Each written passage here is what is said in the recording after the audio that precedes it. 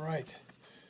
As far as the injuries go, McCole Hardman has some abdominal soreness, and so he's being evaluated, and this has been going on for a day now, so a couple days actually. So we're just going to see how where and how he is. They don't have a absolute on it right now, so they're still doing some tests on him. Other than that, everybody will practice today. Look forward to the challenge of playing the Jags. We know they're a very well-coached football team, and they're coming off a nice win against the Raiders. So Doug Peterson, we're all familiar with, and he's a good friend. I think he's doing a heck of a job down there. The players have bought into what he's teaching, and Mike Caldwell, the defensive coordinator, was one of my ex-players and coaches, and he's got a system, great system there. Bob Sutton's working with him, and you can see his influence too in there. And Mike McCoy is a quarterback coach, and Mike and I go way back. He's a University of Utah guy, and I'm a BYU guy, and he's wearing blue, and I'm wearing red. I mean, there's something wrong there. So, but anyways, that they're well coached, and they've got they've got good players. These guys play very hard. So our guys have got to have a good week of practice. It's important that we focus in on the things we need to get better at, and there are plenty of those things that we can work on, and so that's what we're going to do. Anyways, with that, time yours. And he's been a couple games now where Isaiah's been the RB1. What have you seen from him? Yeah, he's doing a good job there. He's learning on the move, but he's had some good snaps. It's worked out well where the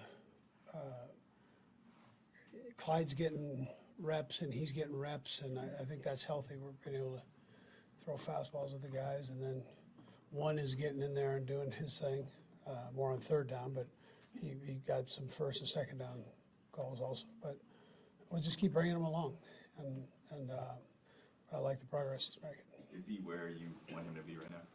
Yeah, I mean, yes, he's there. He didn't have a ton of opportunities this last game, but he had a couple nice carries.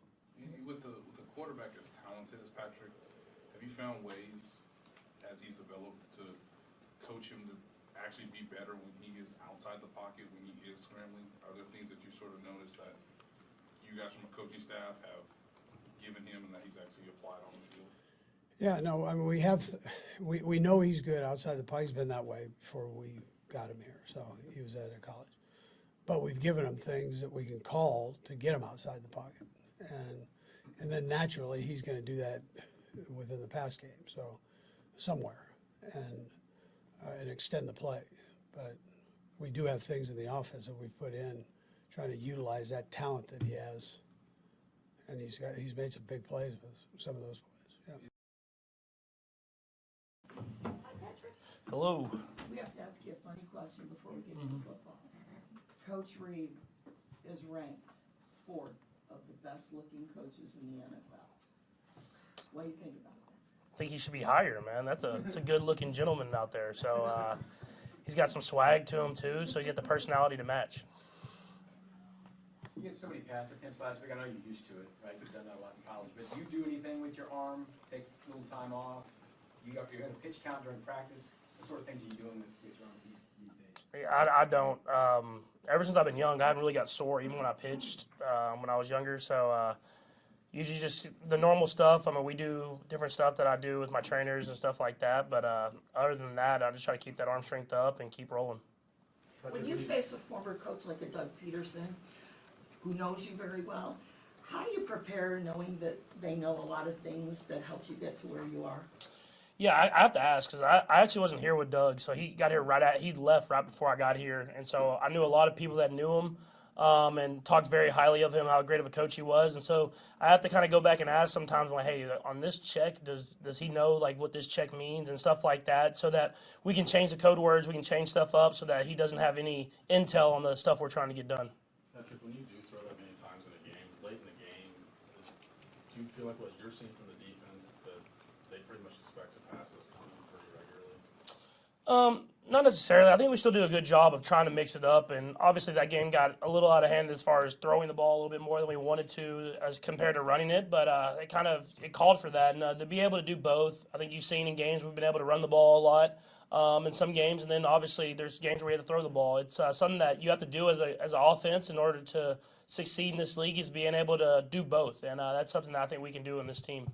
You guys were able to win the game, you were able to convert, but as you looked at your film, were you happy with all the decisions that you made to scramble, or did you sense, okay, maybe I could have did this a little differently? I mean, there was definitely some decisions that I missed some throws that were out there. I think there was one time where it was going towards the other end zone. We didn't score in that. I thought I had McCole, and I kind of predetermined basically the cover 2 shell that he wasn't going to be open. And then there's the one down the middle of the field that I missed McCole, which I thought he was kind of getting in and out, and they somehow dropped him. And it's like another one you just predetermine. You think they're going to be in the right position, and then they don't end up being there. And so just trying to stay – when there's that many plays, you're going to miss throws. But whenever they're touchdown throws, you want to make sure you hit them. So I'm trying to go back and make sure I hit them whenever they're there. Patrick, the last couple games, Isaiah was promoted to start. What are you seeing from him? Yeah, I mean, he's a guy who's going to continue to go out there and put his best effort, put his best step forward. And he's someone that plays hard. He runs the ball hard. But in this offense, I mean, you've seen him in the receiving room. You've seen the running back room, tight end room, other than Travis. It's going to be a different guy every week. And I think just having Isaiah out there, I mean, he's going to be that physical runner, can really gain those extra yards, fall forward. But then when you throw in guys like Clyde and Jet, all these guys, they're ready to go. It keeps those guys fresh, and it keeps them ready to go whenever their number's called during the game.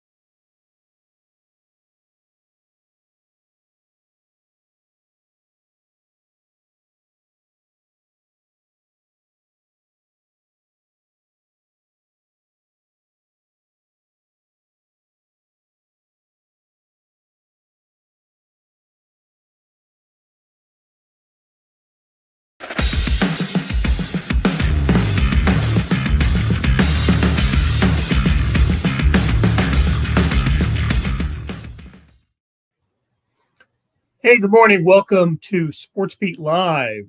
We're coming to you from Kansas City, where it's going to turn from fall to winter today.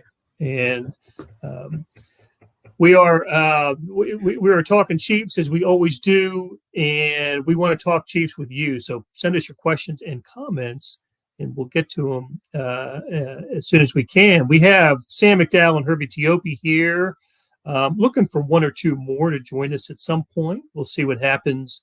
And but mostly we want to hear from you. So again, send us your questions, comments. We'll talk Chiefs, who play the Jaguars at noon on Sunday at GEHA Field at Arrowhead Stadium.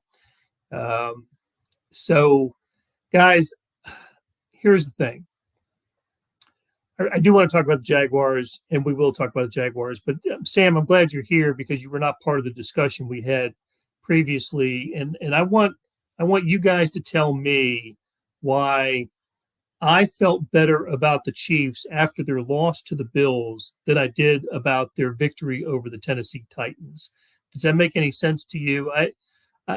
If I'm a Titans fan, I'm feeling good about the way that game. I didn't like the loss, but feeling confident about the way that the Titans game planned and schemed and just played against the Chiefs. Listen, I know that we talked about it a lot after the game, but the more I think about it, the more I have trouble with the game. I'm glad Jesse has joined us here. So Sam, am I wrong? Am I off base? Is this a bad take from me? I really think that this is a sort of a test of optimism versus pessimism here, because the pessimism is just how bad the Chiefs were for 2.5 quarters in that game. And the pessimism is I really think that this is the type of scheme, the type of defense that the Chiefs are going to see in January. There's only a few teams that I think are capable of playing it. You know, the physical man-to-man on the back end, only rushing 4 all day. But it's been effective, the teams who have. So the good news is the Chiefs saw it, and we know Andy Reid adjusts well to what he sees throughout the season. You know, I think it was a misconception last year that the Chiefs never adjusted to the cover 2. They did. They saw something different in the AFC Championship against the Bengals, which more resembled actually a little bit what we saw from the Titans. The other piece of good news is I thought Patrick Mahomes played much better against it than he has in the past, against these no-blitz defenses. And the supporting cast just didn't help him at all. You know, I mean, you go through that game and try and think of the guys who played well offensively. Like Patrick Mahomes raises his hand. Maybe Noah Gray does too, but not a lot of other key players are saying, yeah, I played really well on Sunday. So I do think it could be a case of a bad game. But like I said, I wrote, people talk about a playoff-like atmosphere. This was a playoff-like game plan from the Titans. Like, this is more of what the Chiefs will see moving forward. And for a while now, we've been interested to see how teams will defend the Chiefs and these new weapons. And I think now we have our answer. So take that game plan and execution by the Titans on the defensive side and give them Ryan Tannehill. And I don't care where the game is played. I just don't like I don't think I'd like what I would see there. And I don't know. That game just left me puzzled by the Chiefs. And Sam, I think you're absolutely right about how really few others came to play. Travis Kelce among them, who had several drops in the game. I thought Juju Smith-Schuster actually played pretty well for the game, but the offensive line played poorly. Trey Smith probably had his worst game in Chiefs uniform. So just totally bothered by what the Titans did to them. Yeah, again, I think if you're a Titans fan, you feel the way you do. You feel probably the same way Chiefs fans felt after the Buffalo game. Yeah, we play them again, and Chiefs have had a habit in the Patrick Mahomes era of beating teams in the playoffs that defeated them during the regular season. In the Super Bowl year, both the teams that they played in the playoffs that year, what the Titans and the Houston Texans had defeated the Chiefs in the regular season. And of course, last year Buffalo came to Arrowhead and walloped the Chiefs, and Chiefs got them back in the playoffs. So, I think that was part of my thinking after Buffalo. And so anyway, we'll leave it at that and get on to the business of the Jaguars. Herbie, who's I'm a little concerned about this McCole Hardman abdomen injury. How did that happen, and what's the status on McCole Hardman? That's an interesting question there because we don't know when it happened. He did finish the game against the Titans, showed up yesterday for practice. Well, we went out there and all of a sudden he's there. Andy Reid says he's dealing with some abdominal soreness. They're running some tests. So he's going through an evaluation right now. The good news is, you have Kadarius Toney, who only played 9 snaps against the Titans, but, Reid has emphasized this week at least twice already, Monday and Wednesday, that they do plan to work him in more. So if Hardman misses practice on Thursday, and then, that leaves his status in doubt, they are covered with depth. Yeah, they are. Hardman certainly has played well these last couple of games. At San Francisco, he was terrific and caught a couple of big moments against the Titans as well. Let's stay with the position and talk a little bit about Kadarius Toney. Did he play more than we expected him to in the opener? My thought when the Chiefs acquired him was this was a guy that it'd take him a while to get up to speed, and on the first snap, the ball goes to him, and he actually makes a good play later in the game. So, can we see? You think we'll see more and more of him blending into the offense, Jesse? Well, I think right now he's basically a gadget player because you basically have a few plays you can run for him. So you're not giving him the full playbook. There's no way to ingest the full Andy Reid playbook. I mean, the best comparison we have is basically Josh Gordon from a year ago, right? I mean, did he ever really kind of get in with the offense? I mean, right now is Sky Moore really in with the offense? So I think it's a pretty difficult task to ask him to do a lot of things for this offense moving forward. But back to your previous point, Blair, I think there's just different ways to look at this. I mean, you can frown about it if you want to, if you're the Chiefs. But, I just covered a team in college basketball that a month before the season ended lost at TCU, and the sky was falling, and they couldn't guard, and they couldn't do anything. And a month later, they won the championship. Things happen. Sometimes games go your way, sometimes they don't. And this was a huge week for the Chiefs. I mean, the Bills lost.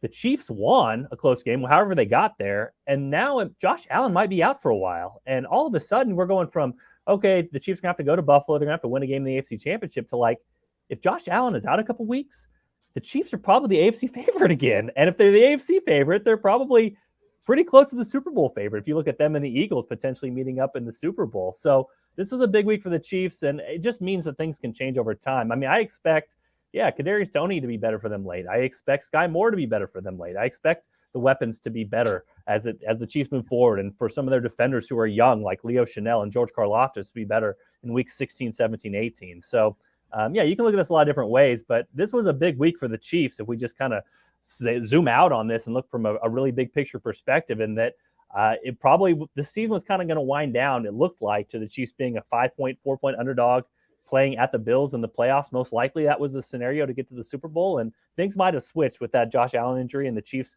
sort of holding serve at home. So we'll see how it plays out over the next few weeks, but I think it was a big development and a big week for the Chiefs, pretty much no matter how they got there. You're just so positive, Jesse. I like that. I like that about you. When the Chiefs tend to have a stinker during the season under Mahomes, you can suggest it was the Colts game earlier this year. The Colts, by the way, with new coach Jeff Saturday. What an interesting development that is. And then I can think that we talked about both the Colts and the Texans game in the Super Bowl year, and Raiders game at Arrowhead in the Super Bowl loss season. So they've had those types of games. I don't remember thinking after those games that, man, these Chiefs are in trouble. There seemed to be a reason, right? They either turned the ball over a ton, or they had some injuries that, especially in that Super Bowl year, Tyreek Hill was out for the Colts game, and there were just some reasons why. But I just felt differently after this one, and they won, and the Chiefs won the game. They didn't lose it. So I think other AFC teams are looking at Buffalo, the situation of Buffalo, the same way the Chiefs are as well. Yeah, and Blair too. I mean, they did have some games like that had that feeling last year. I mean, there was over the middle of the season, they barely beat Green Bay without Aaron Rodgers. They really struggled against the Giants on Monday Night Football. They struggled to beat the Cowboys, who were missing all of their weapons. And I think that absorbed sort of the similar feeling because the reason was the same, which is the Chiefs were struggling to figure out what defenses were doing against them. And that's the sense that you had on Sunday was there was more of what the Titans were doing to them that, can be replicated. Again, you've got to have the personnel to do it, but the teams that have the personnel to rush with 4 and have the big guys up front typically are the teams you're going to see late in the season and into the postseason. So I totally understand the sentiment. And maybe and listen, it is reason to be a little bit more concerned than maybe you were going into that game. But I just think you give Andy Reid half a season to figure that out. Like I do think the Titans did them a little bit of a favor by putting that on film. The Chiefs are going to have a lot of time to adjust to it now. All those things you said, Sam, too, all those stinkers you talked about, that was after the Chiefs were 3-4 last year. And again, we're talking about a team that ended up, again, they blew it. We know they blew it in the AFC Championship game, but we're talking about a team that was going to be a 7-point favorite against Cincinnati at home and then going to be a 4 or 5-point favorite against the Rams in the Super Bowl. So all those things that happened, I guess, yeah, it's sort of first world problems for the Chiefs. I mean, they're a really good football team. With the Bills taking a step back potentially without Allen, they could be considered the best football team. And the home field thing is really important, I think, because I do think at full strength the Bills are better than the Chiefs. But if you play that game at Arrowhead, you're starting to gain back 3 or 4 points. That becomes, as we saw earlier, like a pick 'em or a Bills by 1 rather than a Bills by 5 or 6. So the Chiefs are narrowing that gap in a weird way. But all the same, if Allen's out a few weeks, then all of a sudden you're looking at this and going, okay, the Bills, we thought we're going to win that game, might lose this game. And for all those things we talk about, the 4 defensive linemen and the Chiefs having to figure out offensively how to adjust. I mean, you look up, the Chiefs are 9.5-point favorites against the Jaguars again this week. Their schedule lightens up down the stretch. So a lot of reasons to still like the Chiefs. And they do have the ultimate cheat code. I mean, having Patrick Mahomes on your team is really, really valuable. And they won that game last week because he just kind of willed them and figured out a way. But they get to have him as long as he's not hurt for all these games. So it's a really enviable spot for them to be in. Blair, the one odd piece of this is that you probably feel better after that game than the last 2 times that you saw the Titans in the regular season. I mean, particularly last year, that's as bad as I think we've ever seen Patrick Mahomes look. The year before was the game in Tennessee where you felt like if one of 8 or 9 things go right at the end of the game, they probably win that game as well.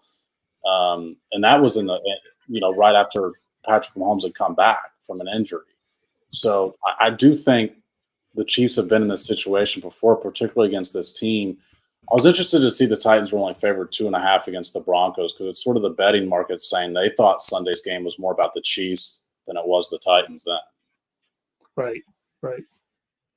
Hey, we got a couple good questions I want to get to, but first, the interesting matchup in this game, at least for me, is Andy Reid versus Doug Peterson. It's only happened one other time. Of course, Doug Peterson was with Andy Reid for many stretches of his career, including the first maybe 7 seasons here in Kansas City. Herbie, you got a chance to talk to Doug Peterson yesterday with other reporters, and what did Doug say about his matchup with Andy Reid, and also what is Andy Reid seems to have enough success against his former assistant coaches. Yeah, coming into Sunday, Andy Reid is 17-9 against his former assistants. His coaching tree is pretty vast. Ron Rivera, Sean McDermott, Harbaugh, Leslie Frazier, Brad Childress, and now Doug Peterson. Peterson has been with Andy Reid since his playing days in Green Bay, as a backup quarterback. Then he followed Andy Reid to Philadelphia as a backup quarterback, actually started before McNabb. And then when his playing career was over, coached high school football, and then he joined Andy Reid's staff in 2009. Then he followed him here.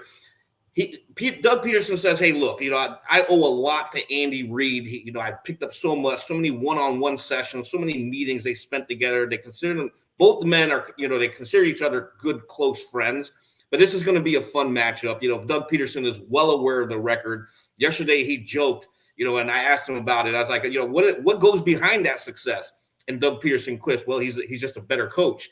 Of course, he was joking about it, but he went into some of the things that Andy Reid has taught him, and he's carried with him throughout his coaching career. So Reid, as we all know, he has deep ties with a lot of his former staffers, and they all always credit him for their success. Only took Doug Peterson a couple of years to get the Super Bowl victory. Took Andy considerably more time than that. But each have won a Super Bowl, and there'll be a lot of good feelings on the field before the game on Sunday when those two meet. So, that was an interesting story, and I'm glad Doug Peterson availed himself this week to reporters here. Okay, you are on SportsBeat Live talking Chiefs with the folks in the media who cover them best, and I want to get to a couple of questions. Good questions. Diane asks about Sky Moore.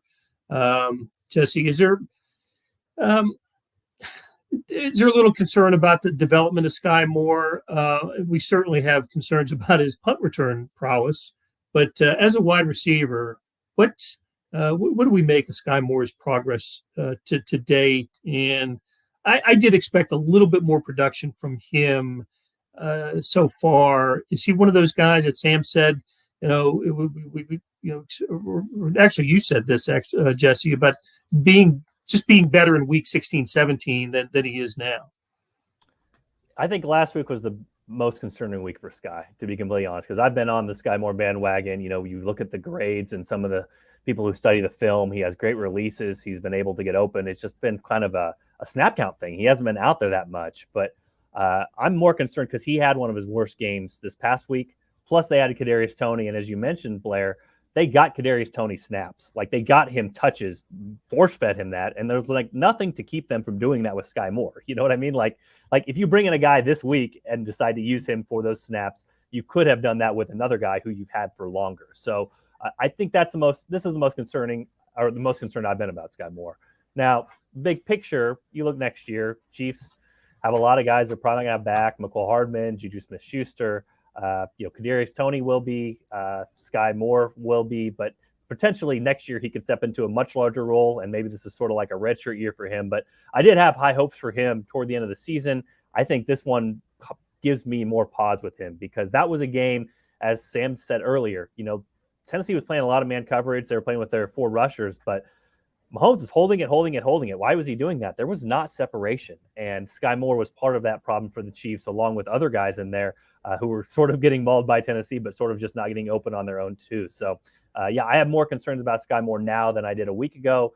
I still think over time he will be a good player, but I think it is right and okay to question right now what the Chiefs think about him, especially with having Kadarius Toney now and trying to get him implemented in the offense. I don't see Sky. Maybe this was happening earlier. Correct me if I'm wrong, but I don't see Sky used on the jet sweeps and the end arounds, the stuff that McCole Hardman is, got into the end zone 3 times with against San Francisco. It's just, he was one of those guys in training camp we talked a lot about and had kind of big expectations for. Just hasn't materialized for him yet. So Rob asks if Andy saves certain plays and strategies for later in the season. I think that he absolutely does. I think his success in November and December speak to some different looks and schemes from the Chiefs in the latter part of the year. I also would think that 6 straight division titles suggest that as well, that the Chiefs don't – we always talk about how well they start a season and Andy Reid and how good he is early, but he's when you're 12-5 every year or something like that, I think they spread it out pretty well. And it's funny, I just thought about this, that some of those sort of stinker games that I thought about earlier never seem to happen at the end of the year. Those all happen in the first couple months of the season. So I think that he's got a pretty large playbook and doesn't use it all. Doesn't use it all early in the year. So. Yeah, I think that he's got he leaves some in the playbook for later in the year. The oddity, Blair, is a lot of times, like when we look back at the end of those seasons, we credit the defensive improvement for the reason the Chiefs get better late in the year.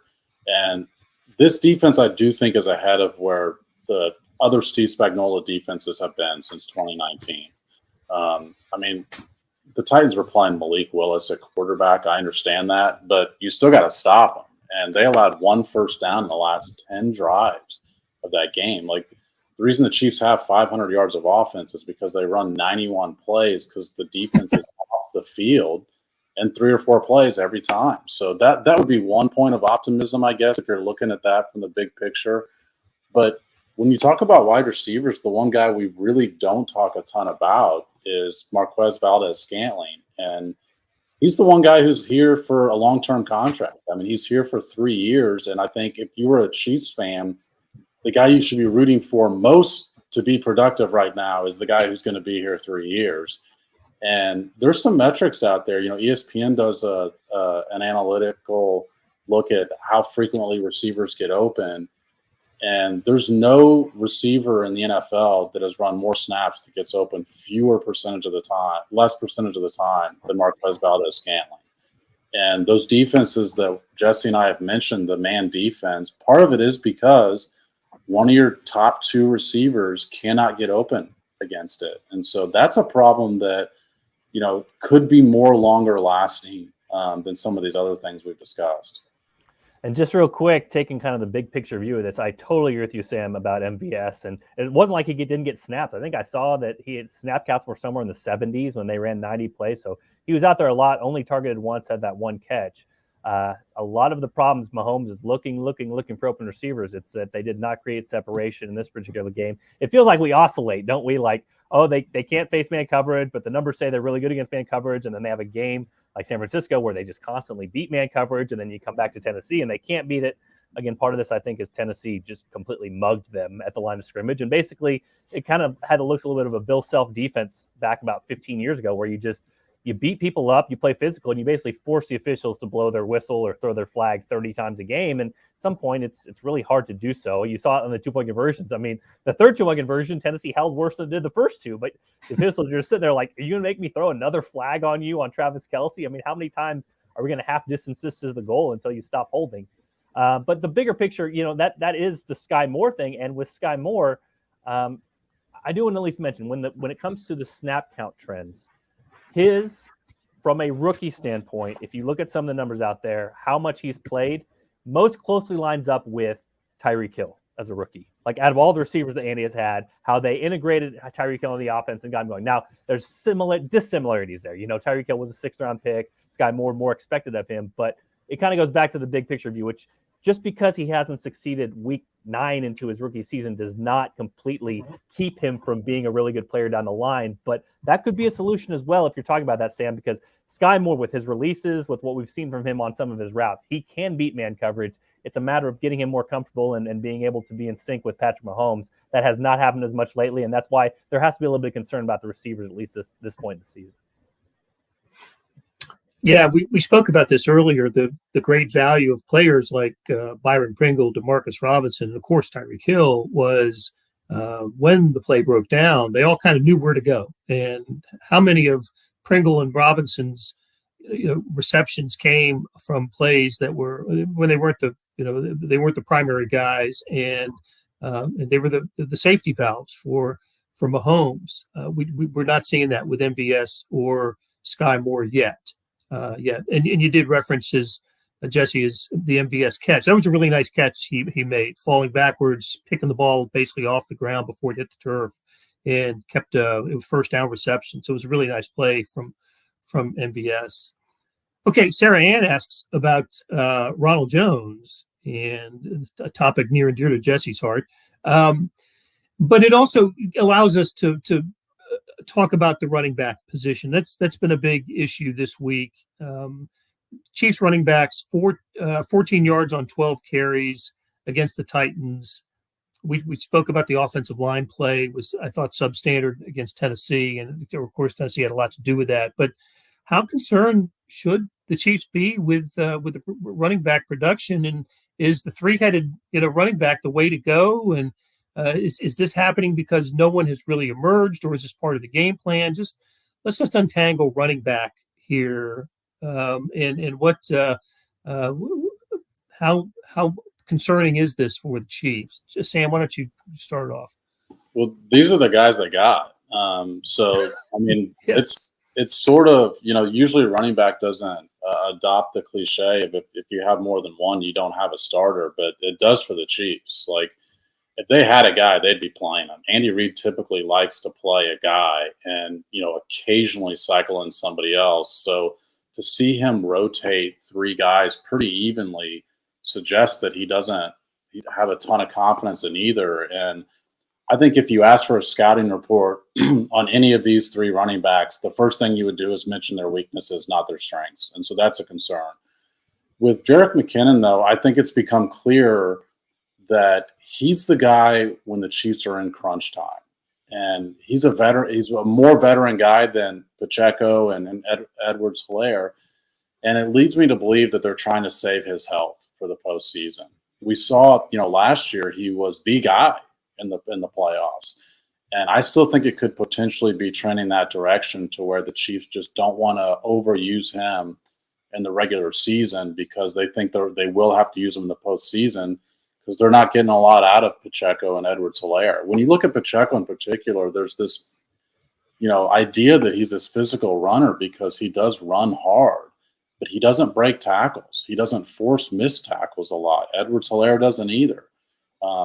They both often struggle just to go to just to get the yards that are available on a play. I mean, forget getting the yards over expectation. They struggle to get the yards that are expected on a play. So yeah, I mean, it's sort of a storyline that I think I've been saying since preseason that I didn't like the running backs that they have, and we're still there. And the offensive line I know didn't have a great day against Tennessee. Few offensive lines do. But they still have been a top 10 run blocking offensive line throughout the course of the season, and the running back production just hasn't matched that. Yeah, I mean, to get to Sarah's point real quickly, how does Rojo's request of a trade impact the locker room? Well, it's not good. I mean, that's the bottom line. You want everybody pulling the same direction, and I think the best teams out there are the ones where everybody understands their individual role and kind of buys into the team aspect. Having said that, I mean, Rojo might have a point at this point. You know what I mean? Like, he's probably looking at it the same way we are. It's sort of like, can it be any worse? Like, can he come in and be worse than what they've had? Now, I think Tennessee is an outlier because I went back and looked, Sam, and Creed Humphrey, Trey Smith both had their worst run blocking grades via PFF of their entire careers. So I'm putting this less on the running backs. I know there was a carry from Isaiah Pacheco where he did not hit the hole right, did not follow the correct block, and got stuffed at the line. But most times we're complaining about those guys having 4 yards blocked for them and getting 4 yards. This was not. This was getting stuffed at the line. I put this more on the offensive line, and I don't know how to feel. Like, maybe it looked like there was some sickness going around the Chiefs locker room. Maybe the offensive line was affected by that. Trey Smith previously had his best run blocking game of the season against the 49ers, has a bye week, and then has his worst. So I don't know how to feel about him. Obviously, his sophomore year has not gone as well as his freshman year in the pros, but he was really good last year, and he has battled injuries this year. But as far as the running backs go, yeah, I mean, I think they trust McKinnon. I think he's the security blanket. I think they believe that he can pass block and go out in routes. So I think they trust him for all situations. I think Clyde Edwards-Helaire right now is their best pass catcher out of the backfield. We kind of forget that because he was really good this year earlier on at running those angle routes and getting yards upfield, but they haven't utilized him much with that. I think Pacheco is their best long-term guy. You mentioned his size and his strength. I think he's like, if you're not going to play Ronald Jones, he's the best Ronald Jones equivalent they have on the roster, but they don't trust him in pass protection, and they don't trust him in the passing game. So what that leaves is when they get down, they go back to the security blanket, and that's been Jerick McKinnon. I don't know that he's their best back. I don't. I mean, I'm just being honest with you guys. I think he's a dude. I think he's a guy, but that probably describes the room at this time, which is nobody's emerged, and nobody has really just taken that role by storm when really there's been all this opportunity for somebody to emerge and really stake claim on the role. So it's kind of left them cycling, but I would put most of this last game on the offensive line rather than the Titans, and that's something very rare that we would talk about when the Chiefs when it comes to run blocking because typically they're really good. I will add, and I think, Sam, you'll back me up on this, that when it comes to the postseason, Andy Reid tends to have led with one back. They may be sharing snaps now, but whether it's Darrell Williams or Damian Williams, any in the past playoff seasons, it's one back that gets the lion's share of the load, and so maybe you guys are right that this is just a you're saving wear and tear on your backs by using them the way that they're being used now, and at the end, one back will emerge. I agree with that, Blair, and that's why I think that McKinnon's most likely to be the guy, because the only guy you're worried about saving wear and tear on is the guy who's been in the league for 9 years. Like Isaiah Pacheco's a rookie. I think he improves with the more snaps he gets, so it doesn't make sense to save that there. But the times where you go to one back in a game where they stop cycling through guys are late and close, and it's always Jerick McKinnon. And so I just think it's trending towards him being the guy in the postseason. And, you want to look at the backs as a whole. He was a free agent in the summer still. Like, nobody was coming after Jerick McKinnon to sign him. And then the Chiefs came and scooped him up late because they had him last year and he was productive in the postseason. I think that suggests a lot about the quality of the backs. But to answer Sarah's question, yes. I mean, why not just try anybody else at this point? And Jesse outlined the strengths of Ronald Jones, back in March or so. Like, there is a strength there that is exactly what I don't think the Chiefs are getting enough out of, which is short yardage situations. I mean, Blair, how many times when the Chiefs have 3rd and short do I look at you and it's like, well, it'd be better if they were 3rd and 4, 3rd and 5 here probably than 3rd and 1. Well, that's exactly what happened. Yeah, go ahead, Jesse. Yeah, the telltale sign was the Michael Burton run. He's been successful 100% of the time in his Chiefs career getting that one, and they didn't get it in his last time. Having said that, I do want to caution, like, this is Chiefs' first world problems, right? Like, they've converted 50% of their third downs this year. Like, it's second in the NFL. So they're still pretty good. And if you could pick a really good pass game or a really good run game, you'd pick a really good pass game. You saw why this last game against Tennessee. I mean, Tennessee could run it for a little bit, but the Chiefs could pass it and figured out a way down the stretch, and you have a great quarterback. So, but the elephant in the room to me, Sam, is we talk about it. For us, it's real simple. Just elevate, well, not elevate, but he's on the active roster, but make Ronald Jones, put him in there, see what you got. Well, you've already got a fullback, and then you've already got your 3 running backs. Who are you deactivating on game day to have that happen? And what kind of statement is it, or can you do it to Clyde Edwards-Helaire? You know what I mean? So this is sort of the danger you get into when you draft a first-round running back, is you are tied to that back. And right now, they can't cut Clyde Edwards-Helaire. They can't deactivate him on game day without it being a huge deal. So they're sort of just stuck with him on the roster. And that's sort of the opportunity cost we talk about when we talk about first-round running backs. You have to nail it. If you don't nail it, you are committing yourself to a resource. And right now, the Chiefs are committing themselves to this resource. It's probably the reason Ronald Jones is not in there. I think the Chiefs and Andy Reid are waiting for one of the running backs to get hurt, and that's then elevate Rojo. Well, and listen, we've gone overboard, and I really have enjoyed the conversation with you guys and with Jesse Newell and Sam McDowell. We'll bid farewell for today, and we will rejoin the conversation. I wanted to get to Harrison Butker. We didn't have a chance to do that today. We'll see where that stands with the Jaguars game on Sunday. Whether he's if this malaise continues for Butker or whether he has solved it. So for Jesse and Sam and Herbie Teope and our producer George Howard, thanks for joining us and participating. And we will talk to you again soon.